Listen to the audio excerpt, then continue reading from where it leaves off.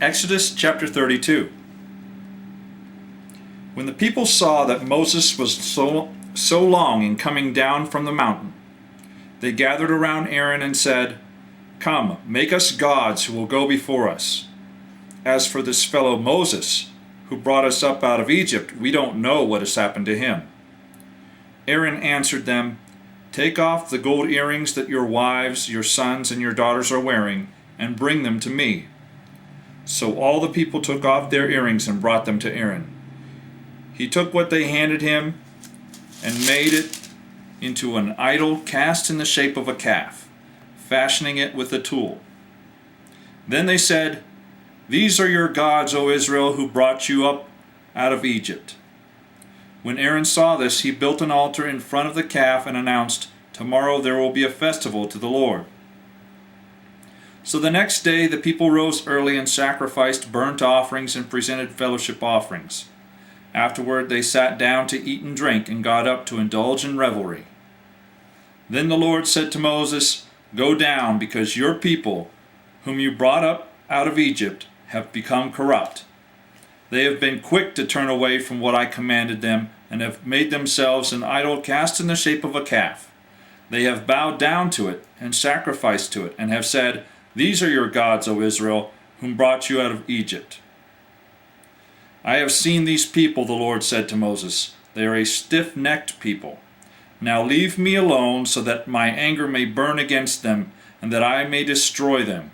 Then I will make you into a great nation." But Moses sought the favor of the Lord his God. "O Lord," he said, "why should your anger burn against your people, whom you brought out of Egypt with great power and a mighty hand? Why should the Egyptians say, 'It was with the evil intent that he brought them out, to kill them in the mountains, and to wipe them off the face of the earth'? Turn from your fierce anger, relent, and do not bring disaster on your people. Remember your servants, Abraham, Isaac, and Israel, to whom you swore by your own self, 'I will make your descendants as numerous as the stars in the sky, and I will give your descendants all this land I promised them, and it will be their inheritance forever.' Then the Lord relented and did not bring on his people the disaster he had threatened.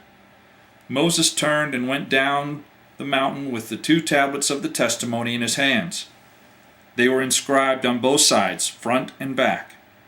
The tablets were the work of God. The writing was the writing of God, engraved on the tablets.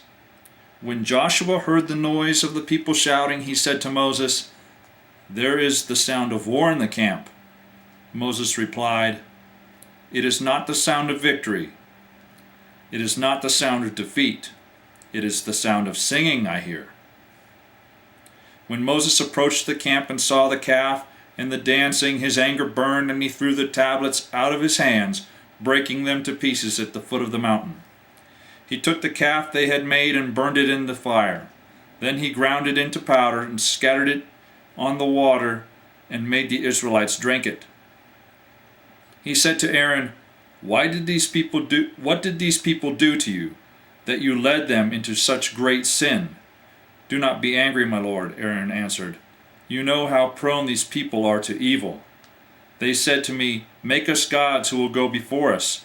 As for this fellow Moses who brought us out of Egypt, we don't know what has happened to him.' So I told them, 'Whoever has any gold jewelry, take it off.' Then they gave me the gold, and I threw it in the fire, and out came this calf." Moses saw the people were running wild, and that Aaron had let them get out of control, and so became a laughingstock to their enemies. So he stood at the entrance to the camp and said, "Whoever is for the Lord, come to me."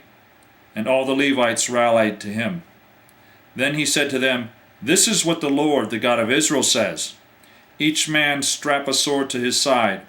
Go back and forth through the camp from one end to the other, each killing his brother and friend and neighbor." The Levites did as Moses commanded, and that day about 3,000 of the people died. Then Moses said, "You have been set apart to the Lord today, for you were against your own sons and brothers, and he has blessed you this day." The next day Moses said to the people, "You have committed great sin. But now I will go up to the Lord.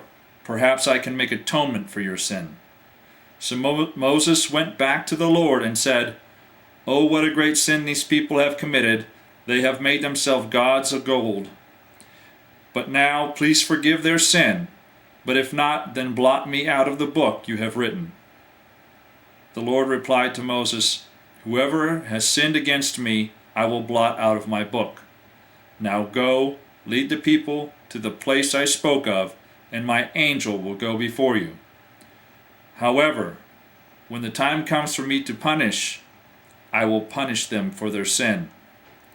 And the Lord struck the people with a plague because of what they did with the calf Aaron had made.